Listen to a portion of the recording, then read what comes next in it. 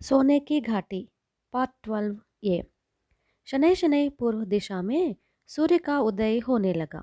थोड़ी ही देर में सुवर्ण व नीले रंग से युक्त सूर्य की कांति से वह प्रदेश शोभा से युक्त हो गया। ऐसा सुंदर प्रभात मैंने अपने जीवन में कभी नहीं देखा है।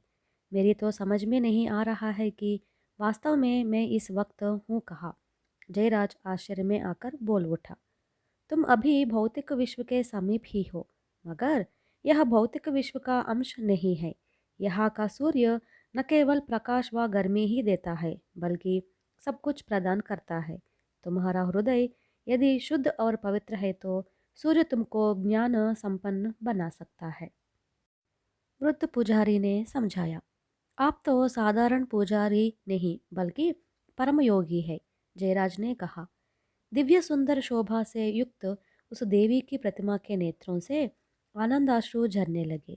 उसने प्रतिमा को साष्टांग प्रणाम किया और फिर भक्तिपूर्वक उसकी आराधना की। फिर धीरे से मस्तक उठाकर उसने प्रतिमा की ओर देखा। मूर्ति के चरणों के सामने मुट्ठी भर फूल बिखरे पड़े थे। उसको देखकर जयराज को अचरज हुआ, क्योंकि उसके प्रणाम करने से पहले वहाँ कोई फूल न थे। वत्स, तुम्हें अचरज करने की कोई ज़रूरत नहीं है। तुम्हारी प्रार्थना ही इन पुष्पों के रूप में परिवर्तित हो देवी के चरणों में अर्पित है। जयराज ने उसे भक्तिपूर्वक हाथ जोड़कर प्रणाम किया और कहा, हे माते, सोने की घाटी में स्थित स्वर्ण प्रतिमा में प्राण प्रतिष्ठा करो। कब से यही एक आशा लिए मैं बैठा हूँ। क्या मेरी इस इच्छा को आप साकार कर सकोगी देवी? तत्काल एक कमल का फूल देवी की वेदी पर गिर पड़ा। तुम्हारी प्रार्थना सफल हो गई। अब मैं जैसा कहूँ वैसा करो। तुम अपनी अंगूठी उतारकर स्वर्ण प्रतिमा की उंगली में पहना दो, तब उसमें प्राण प्रतिष्ठा होगी, पुजारी ने कहा। इस पर जयराज के मन में यह कामना जाग उठी कि प्राण प्रतिष्ठा के बाद उस युवती के साथ विवाह करे तो क्या ही अच्छा होगा। फिर भी उसने अपनी इच्छा पर नियंत्रण रखा और दूसरी इच्छा के बारे में पूछा। देवी, महामृग वाली भूमि के निवासियों को खुलकर हंसने का वरदान दो। विनोद ने दूसरा वर मांगा। देवी की प्रतिमा के हाथ से एक और कमल पुष्प वेदी पर गिर पड़ा।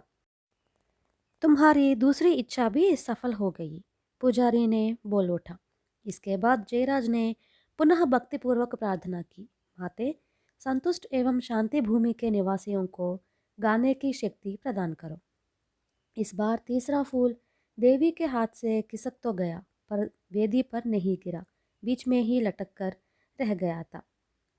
महाराज, तीसरे फूल की यह अवस्था क्यों?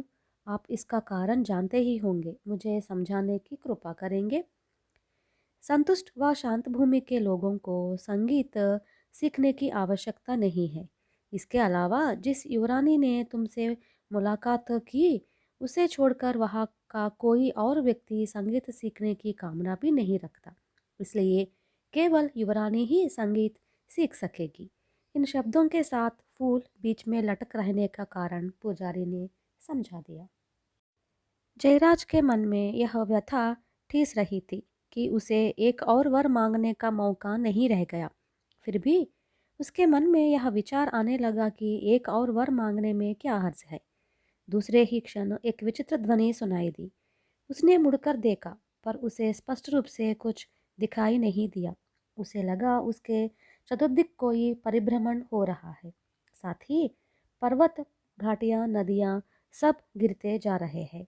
जयराज बेहोश हो वही गिर पड़ा। कहानी और है।